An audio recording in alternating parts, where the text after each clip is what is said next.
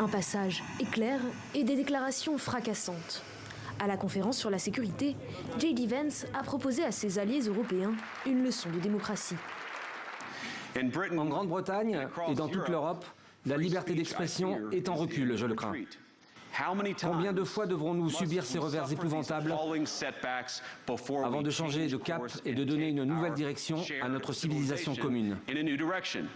Selon le vice-président américain, les dirigeants européens auraient peur de l'opinion de leurs propres citoyens. Il évoque la condamnation d'un militant anti-avortement en Grande-Bretagne, l'annulation du premier tour de la présidentielle roumaine par la Cour constitutionnelle pour soupçon d'ingérence étrangère, ou encore le cordon sanitaire allemand mis en place pour empêcher l'extrême droite de l'AfD d'accéder au pouvoir.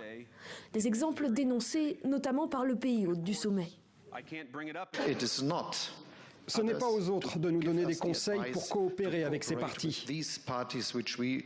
Nous ne travaillons pas avec eux pour de bonnes raisons, particulièrement à cause de l'histoire de notre pays. La démocratie en Europe a été remise en question par le vice-président américain. Il parle d'annihilation de la démocratie. Et si je l'ai bien compris, il compare des situations dans certaines parties de l'Europe à celles des régimes autoritaires.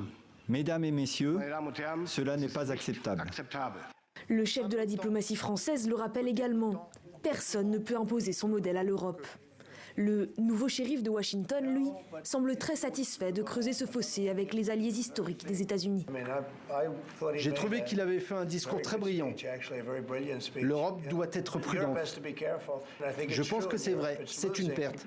Les Européens perdent leur merveilleux droit à la liberté d'expression.